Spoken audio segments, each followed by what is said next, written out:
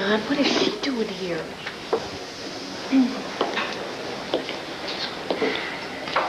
Are you all right? Oh, I've been better. Looking at Blair's face, so is she.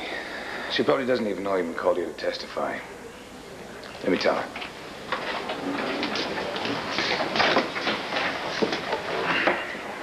There.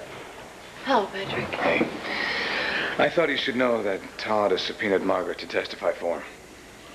Last name Saybrook? That's correct. We were just told. A little late in the game. She's not so happy about this either. I know that this is going to be very hard for her, and... Well, I never meant for any of this to happen, Patrick. I know you didn't. Good luck. Thank you. Blair? Marty is going to testify for Todd? Yes. And she's none too happy about it either. It's going to be so difficult for her to watch me get ripped to shreds, up close and personal. Well, she may as well enjoy it while it lasts. All rise. The Honorable Judge Laura Goldberg presiding. First case on the docket, Manning versus Manning. Please be seated. He was a fraternity brother of my son's at Landview University, Kappa Alpha Delta. And when did you take, shall we say, particular notice of Mr. Manning? When he was accused of raping Marty Saybrook. He's doing our work for us. He's defusing the bomb, putting his own slant on what he already knows I'll bring up. That was a gang rape case, was it not? Yes, it was. Did you at some point become personally involved in the case? Yes. And when was that? When my son was falsely accused of being one of the rapists. Your son, Kevin Buchanan? Yes. And who accused him of this involvement in the crime? The victim, but she later retracted her accusation. It was a devastating experience for her, and she was terribly confused. It's all right, Mrs. Carpenter. No one is casting aspersions against Miss Saybrook. But it seems to me that if Mr. Manning was involved, surely he must have known that your son, Kevin, wasn't. Yeah, he knew. And he didn't speak up to clear Mr. Buchanan? No. To do so would have meant admitting his own guilt. So you can't have been kindly disposed toward the plaintiff? Far from it. Were you subpoenaed to appear here today, Mrs. Carpenter? No. Todd asked me to testify, and I agreed. So, clearly a lot has changed since Mr. Manning allowed your son to be charged with a crime he didn't commit. Yes. Everything has changed. Todd has changed completely. He's a... Are you all right? How could Todd's attorney bring up the rape? What's he gonna do when I get up there? I'm so sorry you got dragged into all of this. I owe you one.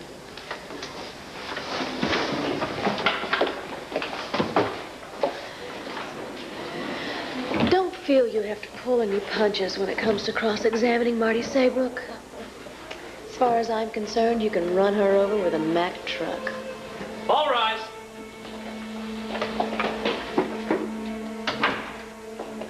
Be seated, please.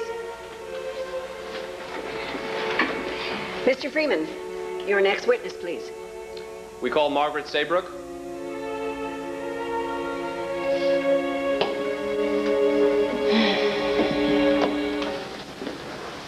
Let's not mince words, shall we? After all, it's a matter of public record. Miss Saybrook, my client, Todd Manning, raped you, did he not?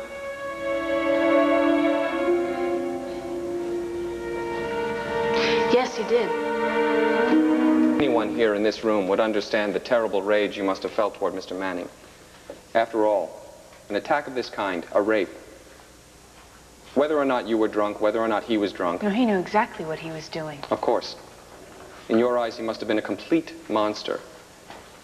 And yet, a little more than a year later, he saved your life, did he not? Yes. And the lives of the two children who were riding in the car with you? Yes. And if the pardon issued by the governor of the Commonwealth of Pennsylvania is any guide, Mr. Manning knew that if he stayed with you to save your life, he'd be recaptured and sent back to prison, and yet he stayed anyway, did he not? Yes. Did you at that time, perhaps, see him in a different light. A different man, so to speak, than the one who had raped you.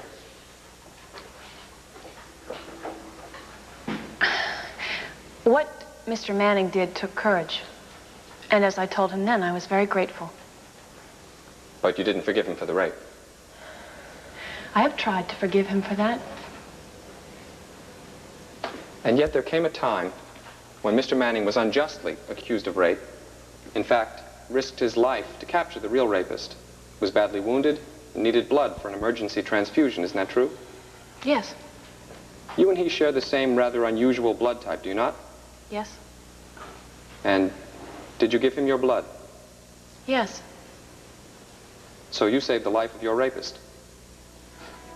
Yes. Why? I gave Mr. Manning blood because he was a human being in need of blood. So at that time you thought of him as a human being and not as a rapist? Your Honor, there has to be a limit to this. I'll withdraw the question, Your Honor. Miss Saybrook, what I'm trying to get to is this.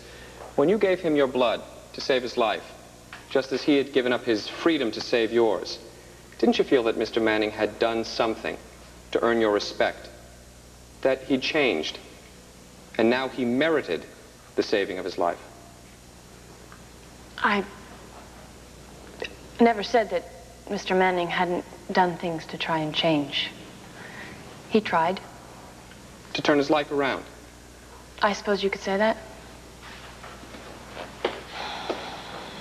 Would you tell us who Paloma Alvarez was? She was a 9-year-old little girl born infected with the HIV virus. I came to know her while working at the hospital. In fact, you were quite moved by her plight, were you not? You cared for her, you spent time with her, you bought her gifts, showed her love. She had no one. Her mother had already died. Her aunt took over, but she had to work all the time, so... Yes, I loved Paloma. And in her final weeks, you read her a book about Ireland, did you not? And in that book, there appeared a magical horse figure known as a puka. Yes. And Paloma wanted one, didn't she? Yes. Would you tell us how you got that puka for her? I had to go to Ireland on some estate business, so I bought it for her. Oh, you just flew over there and then you flew back and you gave it to her? No. While I was still in Ireland, Mr. Manning called me to inform me that Paloma was dying and that she probably wouldn't make it through the night. I wouldn't have been able to get home in time on commercial flight, so Mr. Manning flew over on his private jet, took a helicopter to the island where I was, and I took his jet back home.